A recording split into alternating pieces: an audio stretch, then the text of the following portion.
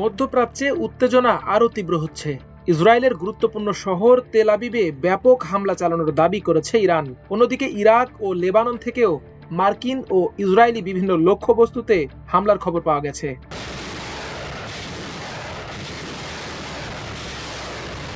ইরানের ইসলামিক বিপ্লবী guard corps IRGC দাবি করেছে তেল আবিব ও ইলিয়াতের সামরিক ঘাঁটিতে নতুন করে হামলা চালানো হয়েছে।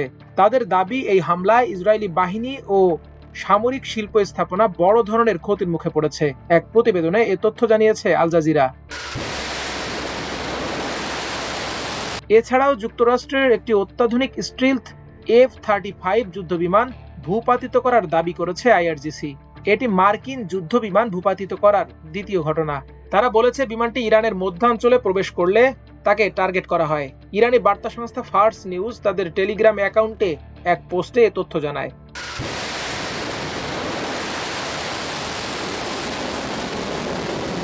পোস্টে বলা হয়েছে, যুদ্ধবিমানটি সম্পূর্ণ ধ্বংস ও বিধ্বস্ত হয়েছে। বিমানটির ব্যাপক ক্ষয়ক্ষতি হওয়ায় পাইলটের ব্যাপারে কোনো তথ্য পাওয়া যায়নি। তবে যুক্তরাষ্ট্রের মার্কিন সেন্ট্রাল কমান্ড এ বিষয়ে তাৎক্ষণিক কোনো প্রতিক্রিয়া জানায়নি। এর আগে একই ধরনের দাবি সরাসরি অস্বীকার করেছিল তারা।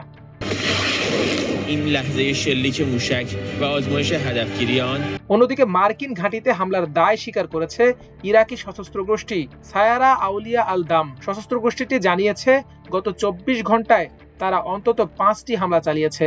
এছাড়াও ইরাকের আরেকটি সশস্ত্র জোট দাবি করেছে তারা যুক্তরাষ্ট্রের ঘাঁটি লক্ষ্য করে 23টি ড্রোন হামলা চালিয়েছে। এছাড়াও দক্ষিণ লেবাননের বিয়াদা এলাকায় ইসরায়েলি বাহিনীকে লক্ষ্য করে হামলা চালিয়েছে লেবাননের সশস্ত্র গোষ্ঠী হিজবুল্লাহ। ইসরায়েলের মালকিয়া ও দিশন বসতিতেও রকেট হামলার দাবি করেছে গোষ্ঠীটি। হিজবুল্লাহ আরও জানিয়েছে তাদের যোদ্ধারা আরও একাধিক স্থানে ইসরায়েলের সেনাদের লক্ষ্য করে সফল হামলা চালিয়েছে। অন্যদিকে ইসরায়েল ও যুক্তরাষ্ট্র আজও সম্মিলিতভাবে ইরানের রাজধানী তেহরানের একটি চিকিৎসা গবেষণা কেন্দ্র ও আল বুরুজ প্রদেশের করাজ শহরে অবস্থিত বিখ্যাত B1 সেতুতে হামলা চালিয়েছে। এ হামলায় এখন পর্যন্ত 8 জন নিহত হয়েছেন এবং অন্তত 95 জন আহত হয়েছেন। প্রাদেশিক গভর্নর কার্যালয় এ তথ্য জানিয়েছে। ফার্স নিউজ জানিয়েছে, তেহরান থেকে কারাজগামী পথে অবস্থিত এই সেতুটি মধ্যাঞ্চলের মধ্যপ্রাচ্যের সর্বোচ্চ সেতু হিসেবে পরিচিত।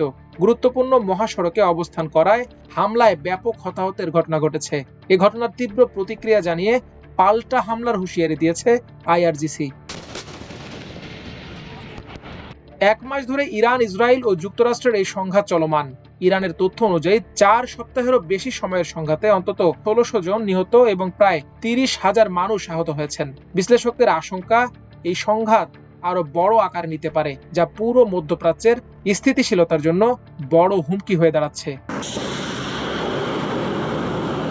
মাল্টিমিডিয়া ডেস্ক, আমার দেশ।